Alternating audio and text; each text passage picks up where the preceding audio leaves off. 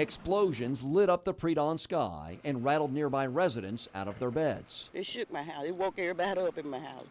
I heard a loud boom. When it hit, I knew then that, something was wrong. But what exactly went wrong? The National Transportation Safety Board's investigators spent nearly a week at the crash site. Our goal is to find out not just what happened, but more importantly, why it happened, so that we can keep it from happening again. The NTSB carefully removed the crucial cockpit voice recorder, which was still intact. Over the next several months, their investigation included dozens of interviews, flight simulations, and a fatigue survey of 2,000 pilots. The probe also produced 2,206 pages of records. To get a clearer picture of what happened, we reviewed every single one of them. The volumes of records included a transcript of the cockpit voice recorder, the pilot's personal cell phone records, and detailed flight descent charts. Well, it's round 2 of winter weather. Threats of a crippling snowfall in parts of the southeast today. And tonight we have complete coverage from across central Alabama showing you how this latest winter storm is affecting our area and what officials are doing to make sure that everyone is safe. That's the kind of a day it's been in Hamilton, folks, and in many parts of the area it looks like that as well. Here is your Interceptor forecast for 9 o'clock tonight. Under snowy skies, the temperature by that point will be down to around 32 degrees. We'll have more on this storm coming up. Alabama's 13 News has full team coverage of today's winter storm for you. Here's some of the video we've seen today of winter weather conditions across our area. Many places have seen rain turn into a wintry mix. That includes some snow and ice, as you can see. Along Interstate 65, that's where Jeff Eliasoff is riding out the storm this evening. And Jeff, what are conditions like right now? Well, it depends on who you ask. If you want to see fun, let's see how much snow has come down. There you go. That's fun, isn't it? If you're on the road, it's not a lot of fun. Let's pan down, if you don't mind, casing to my feet. I'm going to do the best I can. On asphalt, it's much worse than this. I fell just on my knee, just briefly, coming out of the live truck earlier this afternoon. It's only gotten worse. And that's asphalt, and that's the problem along these roads. We've seen salt trucks come by. We have seen some sanding going on. But really, it's not likely to be a match against the 5 to 6 inches of snow. John Papke has been in Pell City all day and has more on what people there are seeing with this winter storm. Around 4 o'clock this afternoon, the steady cold rain that St. Clair County has been experiencing much of the day started transitioning into sleet, but officials here believe the worst is yet to come. Now let's go to the western part of our viewing area, to Tuscaloosa County. Meredith Armstrong has been following conditions in the city of Tuscaloosa today, and she has this report on the winter storm impact. The light rain has been pretty continuous throughout the day here in Tuscaloosa. The city's incident commander told me that they're keeping a close eye on all the roads and bridges, but especially this road behind me. It's the entrance and exit for ambulances to DCH Hospital. Fred Davenport's been watching the winter storm from Gadsden today. He has the latest from that location. The precipitation that we've been waiting for all day is now falling. It has been snowing since about 5 o'clock this afternoon here in Gadsden. As you can see, there is some dusting of snow at the Kangaroo off Taylor Drive. There were reports of ice covering trees in certain parts of Etowah County earlier, which caused a few of those trees to come down and even block roadways. Law enforcement here are reporting that few roadways are becoming icy and urge people to drive with caution. We stopped by the Etowah County EMA office today just to see how they're handling this winter storm. Here's what they had to say. Our road crews across the county and the state Alabama Department of Transportation are getting their resources ready to help clear the roads. I mean, this is kind of typical for Colorado, but I mean, nobody parks their car in the road and just gets out. And that's what lots right up here is going. People are trying to go up 20th. Nobody's getting up 20th. But it's amazing how quickly you get, for lack of a better term, sucked into the story, so to speak. And we wanted to help out. I mean, you kind of want to stop shooting and help. And we were all down there in it with everybody else, trying to help people out.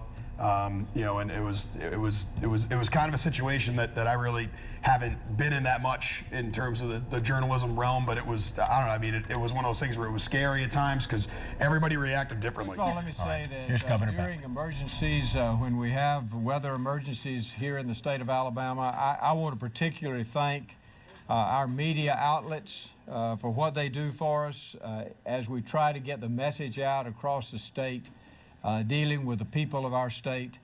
And today is no exception. So first of all, let me thank you for what you're doing. Our meteorologists, thank you for what you're doing. All the people, all of our outlets, you help us in getting out our message. Joining me today is our Alabama Emergency Management Agency Director, Art Faulkner. Also, I have with us other essential members of my administration, our mayor and our county commissioners here in the Montgomery area.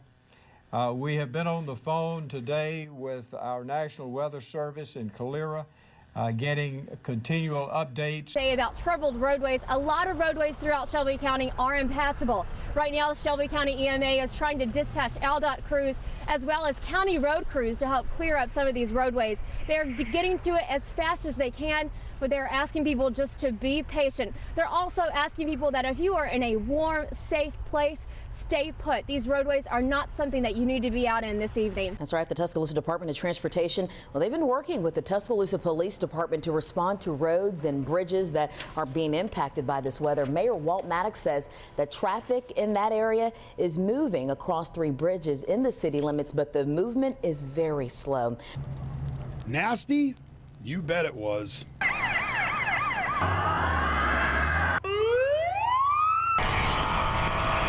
In the area surrounding Vulcan Park and the WVTM studios, we saw it all. Accidents in more than one location, cars stuck sideways, blocking traffic, needing assistance to keep things moving.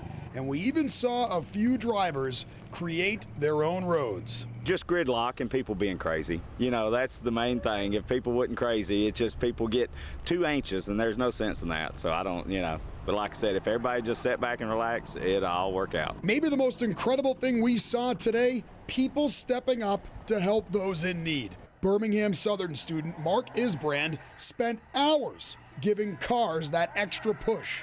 It was nothing much. You just do what you're supposed to do. Someone needs help, you go and help them. You don't give it a second thought. Scott Young acting as a scout for drivers stuck in gridlock. I've already gotten off work. I have my truck where it's out of the way of everyone. I'm just going to walk up the road and see, if I can't help somebody out or try to explain what's going on to anybody that's stuck in line right now. And Baltimore native John Mullican spending his afternoon pitching in. Just a lot of cars trying to get up by Vulcan, not making it. Little fender benders here and there. Just pushing people, getting them on their way so that they can hopefully clear up some of this. It's nice doing my part, anything I can do to help. I wasn't expecting this much snow and ice, but it is what it is, and you just make it work for you. Old roads. These are just tips that, you may not think about today, you may not even know about, because this rarely happens here.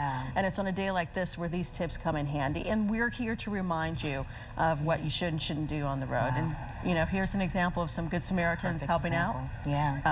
Bettina, you talked about this, Tom and Nino talked about this, and Patrick Pierce, just folks helping each other out. And but there's a look at rear-wheel drive and what happens. And go ahead. And I was going to say, if you have a real emergency that even good Samaritans can't handle, that's what the pros are for. And again, we had this come up at the news conference today from Governor Bentley. If you have an emergency, say at a school or your house, and a bona fide emergency, please, this is no time to trifle with, sort of trivial pursuits. If you really have a serious emergency, 911 is the place to call. However, if you're on the road, like some of these folks we're looking at here, and got a cell phone, Star HP, Star as in Highway Patrol, Star HP, that's for roadside emergencies, and they can come and find you wherever you are. The whole state of Alabama has a remarkable emergency location system, so even if you're confused, you've run out of gas, you don't know where you are, there's no heat in the car, that's a real emergency, call Star HP. And if that doesn't work for whatever reason, then of course call 911. But again, for real emergencies, and we've heard this all day, AAA has to prioritize, first responders have to prioritize. If it's a little fender bender, they're not going to take an accident report today. Just move along, take some notes, do what you have to do. But these folks that you're looking at here, the paramedics and the like, have to go to some real emergencies. Now, Linda and I were talking to many officials today throughout the course of the afternoon. So far, the report's been pretty good. We haven't heard of any severe injuries, terrible accidents that we know of. There have been unconfirmed reports from the Highway Patrol of fatal accidents, but we don't know if those are weather-related and what counties those were in. That was a general report from the state of Alabama. So it may very well be we get out of this without any fatalities, which would be wonderful. In the meantime, please be safe and careful and stay tuned to us. I think we're still on 97.7 The Peach. Is that correct? That's great. We welcome our listeners there, because if you're on the highway and you need a friend, well, by golly, you got Linda, Jeff, and Bettina right here riding alongside. So instead of pounding the windshield, we'll try to get you, or pounding the steering wheel. We'll let you know how things are going. Yeah, nasty, that's a pretty good word for today. And I'm not sure I've seen exactly this kind of a setup here. Very complicated this afternoon, and also very interesting, and it will be interesting to see how this unfolds over the next few hours. Well, as I think all of you could plainly see, that sleet has now turned to snow, so we have the variety pack. Right now, everyone in the Gaston area of Etowah County seems to be ready to tackle the winter storm that's coming through. So far, so good here in Calhoun County. Aside from the rain, it's all quiet here, but folks are inside of the EMA waiting on this system to move in. The headline here is that the heaviest snowfall is expected sometime after 6 and will continue until midnight tonight. Some pictures of this winter storm from across our area. This first picture is from Jamie Hankey. Jamie took this picture from his helicopter over the city of Cullman. Quite a view. Here's a unique picture from Monica Orion that she calls Yoga Snowman. This last one shows the skies over Calhoun County late this afternoon. You can see the clouds heavy there. As the winter weather started rolling in this afternoon, emergency crews all across St. Clair County were on standby. Right now, we're still seeing some of this light rain drizzle. What we're going to do is let our photojournalist Matt Glasscock, he's going to go over here to a puddle. You can see it there in the puddle because you can see those droplets and those ringlets kind of there on the puddle, so you know it's still raining here. Tuscaloosa saw lots of moisture today. Rain covered the streets and caused concern for some city officials, but it hasn't caused any major issues. Well, topping the news for you at this hour, police are probing a workplace shooting which killed 3 people, including the gunman. What have we learned about the suspect in this case? We learned a lot so far this afternoon. Like you mentioned, it was just before 9:30 this morning when Birmingham police received multiple calls about an active shooter inside that building, that warehouse right there where UPS packages are delivered from the airport and then loaded onto trucks. Police tell us when they arrived on the scene this morning, they witnessed employees fleeing the building. As officers searched the building, they discovered 3 bodies inside the warehouse. Police believe the shooter, dressed in his UPS uniform, shot 2 other employees and then shot himself. The safety of our employees is our primary focus, and UPS is cooperating fully with law enforcement.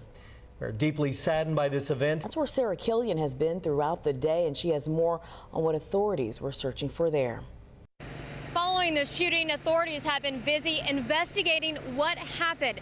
An important part of that is talking to the people that witnessed this crime. Well, Mike and Bettina, I've reached out to a variety of sources this afternoon, from the Birmingham Police Department to ATF, the FBI, St. Clair County Sheriff's Office. We know details. We know education, family, employment of the alleged shooter, but do not have official confirmation that he is the suspect. This is an Alabama's 13 News special event. Decision 2014, the Republican primary debate for the 6th Congressional District of Alabama. Sponsored by Extreme Concepts Incorporated, Waldrop Stewart and Kendrick LLC, Outsider Inside the Supreme Court by Sean McCutcheon, and Cartridge World Vestavia Hills.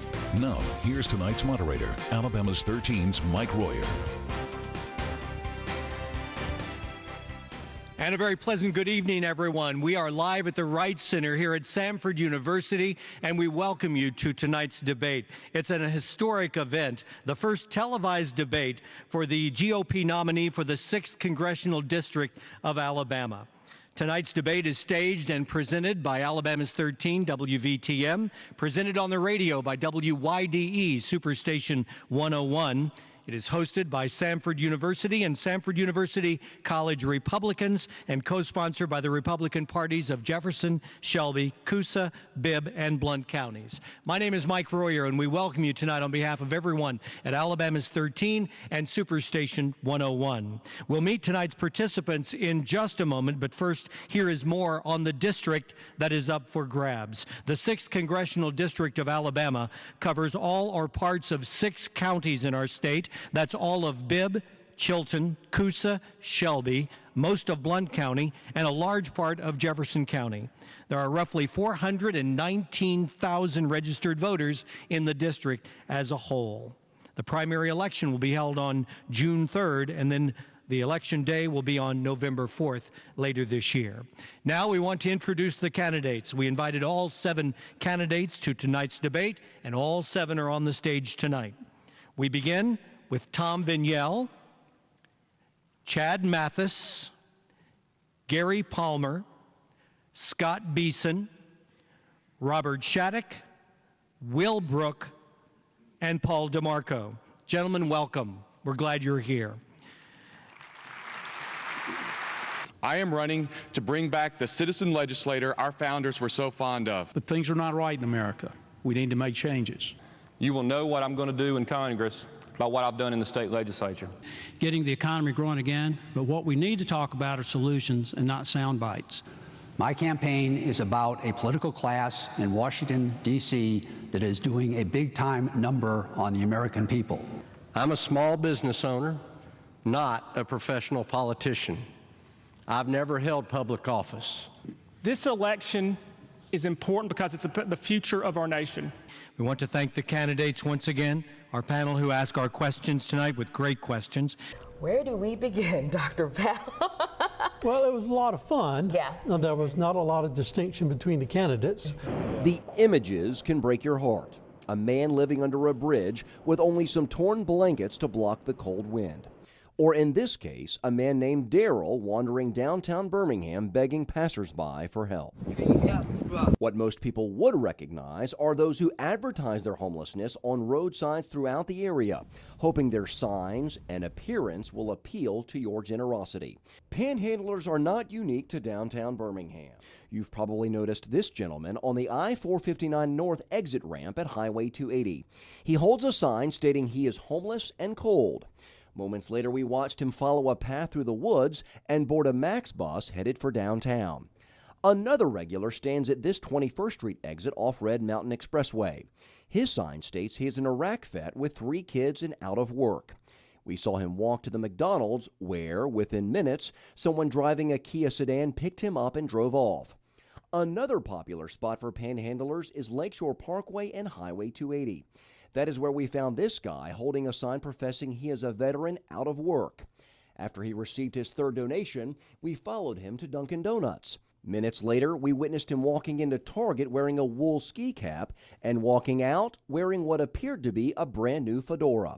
In fact, he was so proud of the headgear, he pulled out his phone and snapped a selfie.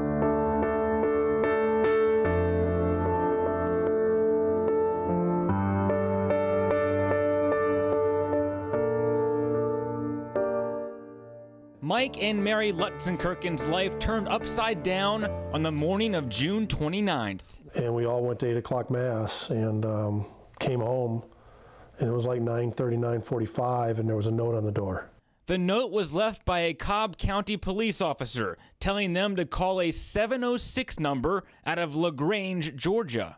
And you make a call, and as a father, you're like, okay, what did Philip get involved in? What did he do? It just isn't who he is.